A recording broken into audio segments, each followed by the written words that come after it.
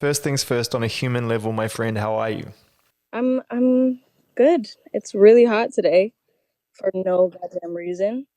Um, I'm good. I'm pretty bored of life, but I'm hopeful for the future, and I'm excited for what I've been making and what's coming. Yeah. Yeah, no, the year started like that a little bit, I think, for a lot of people. It was just, everybody kind of found themselves in a space where it's like, all right, cool, we got to hunker down again. We got to focus again. We got to stay. We got to hold the line again.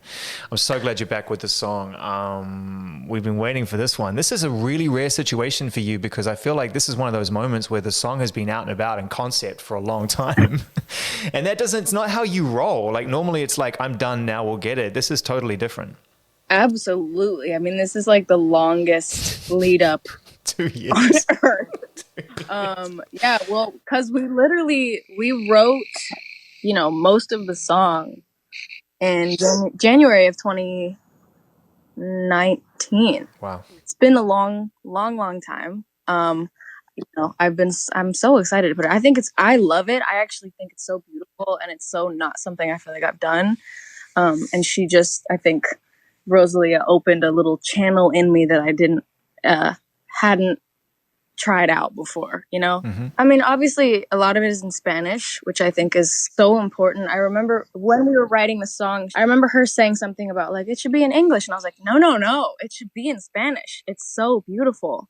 And I've always loved music that isn't in English. I like tons of music that I don't even, from languages I don't even speak. I've always found I've been really intrigued by it pretty much my whole life. There's so many like Russian songs I like, and Spanish and French, and Well, it opens up a whole new emotional relationship with the music because often when, you put words in it and then we start to paint pictures and do videos and everything else, we tell the story, artists tell the story and it's all laid out for you. And there's not a lot of room for you to actually come to your own emotional conclusion. And when you don't actually necessarily understand what someone is saying, it's like, oh, I'm drawn just into the emotion of the performance. yup, absolutely. So that was the biggest thing for this one, and she told me what the lyrics mean, and then it just meant even more because I was like, that's beautiful, and the delivery is beautiful, and the emotion is beautiful, and it was really fun. Yeah. Well, I was speaking to Selena Gomez the other day, who just released her first actual song in Spanish, which she's been a long time waiting to do. And she said that when she sang, she actually felt her voice sounded better singing in Spanish than when she sang in English.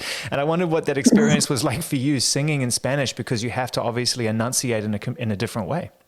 Right, and not only that, but I don't really know what I'm saying, so I'm not enunciating in the same way I would with my own stuff, where you go like, oh, this is how I pronounce this word, and how am I like, where's the stress going to be on the syllable or whatever. Like, Yeah. I didn't know what I was saying, so I was having to, and she was coaching me through it as I did it. But it was really interesting. It was a whole new world of just thinking. And I would agree with Selena that it doesn't make you sound better. I thought I sounded better too.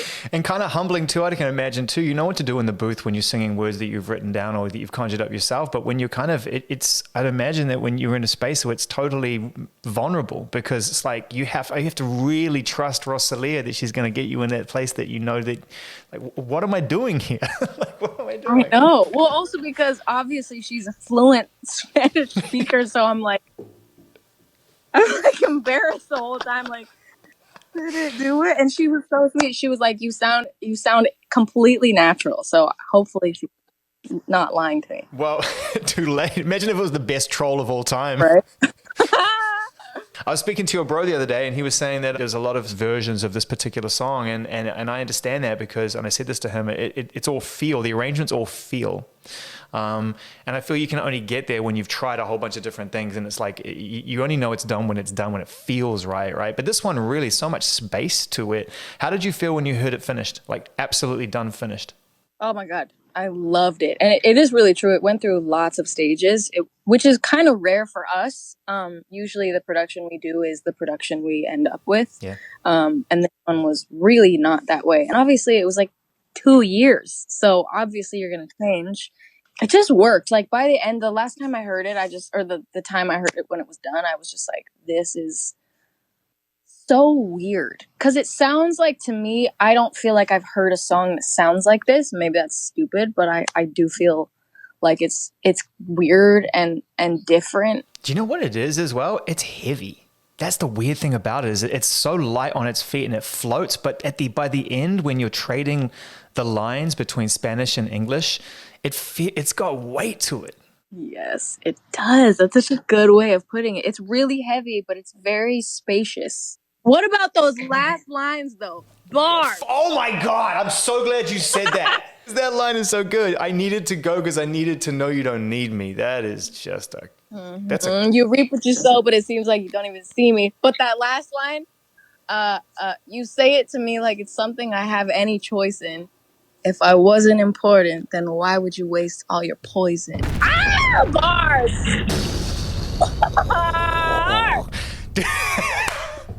Did you write that in the room when she was there? No, that was the last thing we wrote. When we first worked on the song, we wrote the first verse up to the chorus pretty much. And then I think we had another session like 6 months later or something, halfway.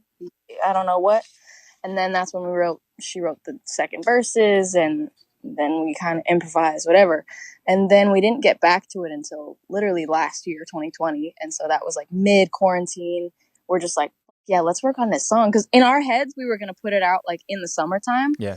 But that's when we like worked on all the new production and whatever.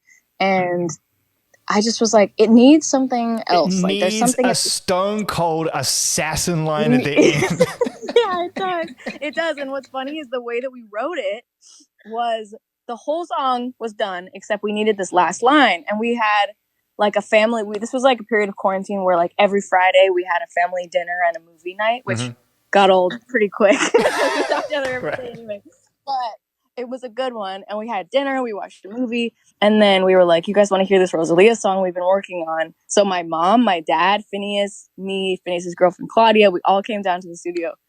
And we listened, and me and Phineas were like, should we just write this line right now? So sitting in the room with my entire family, all of us, like including my dad and my mom, like they were like, what if it was like we were all giving ideas? So technically they should have a writing credit because we all wrote that line right at the end. Wow. Who wrote the word poison? Who came up with poison? I think it was me. Of course it was. That was a trick question. That was a trick question. It was me. You know, I love looking at the photo of you guys as well. It seems like so long ago that photo was taken. I mean, a lifetime has been lived between then and now. Lifetime for both of us. Yeah, yeah. I keep thinking about like the moments along the way. I mean, from the Grammys right through to all the other situations and festivals you've shared and everything else. I got to ask you, you know, it's actually, I should have a jingle for this. We keep catching up so much. I should have like some kind of like classic commercial radio jingle that is like, you know, time to find out what's going on with Billie Eilish's second record. So what's going on? What's the update?